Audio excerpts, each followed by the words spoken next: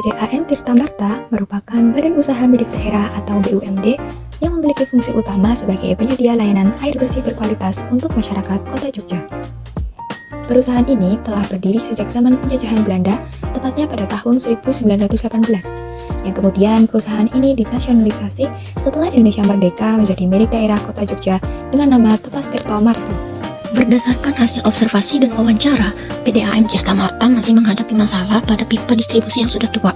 Kondisi ini membuat pipa mudah bocor, mengganggu aliran air ke pelanggan, dan membutuhkan biaya perbaikan yang besar. Selain itu, perbaikan juga cukup sulit karena banyak pipa berada di bawah jalan atau area padat aktivitas. Permasalahan kedua yaitu keterbatasan anggaran, sehingga penggantian pipa dan perbaikan jaringan belum bisa dilakukan secara menyeluruh dan masih dilakukan secara bertahap. Permasalahan ketiga adalah masih adanya keluhan pelanggan seperti air mati, keruh, atau berbau yang menunjukkan pelayanan belum sepenuhnya optimal. Dan permasalahan yang keempat adalah adanya potensi intervensi dari pihak luar.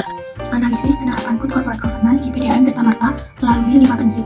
Yang pertama, transparansi, yang terlihat dari upaya PDAM Tirta Marta menyediakan informasi pelayanan yang mudah diakses masyarakat. Pelanggan bisa mengecek informasi tagihan, tarif, data pelanggan, serta informasi gangguan teknis melalui website dan media sosial. Selain itu, prosedur pendaftaran juga dijelaskan cukup terbuka, di mana masyarakat bisa datang langsung ke customer service atau petugas juga bisa turun ke lokasi untuk menjelaskan formulir dan tahap pemasangan. Yang kedua, akuntabilitas, yang tercermin dari adanya SOP yang jelas di setiap divisi, alur kerja yang terstruktur, serta sistem verifikasi sebelum tindakan dilakukan. Selain itu, adanya instruksi kerja, majelis kode etik, dan sanksi bagi pegawai yang melanggar. Pengawasan juga tidak hanya dilakukan oleh SPI internal, tapi juga ada pemeriksaan eksternal dari auditor atau pihak pengawas lain. Yang ketiga, responsibilitas, yang tampak dari cara PDAM Tirta Marta menangani keluhan pelanggan dan menjaga kualitas layanan air. Keluhan langsung ditangani oleh tim terkait melalui pengecekan lapangan, perintah kerja, perbaikan, dan tindakan teknis seperti blow off atau pengulasan reservoir.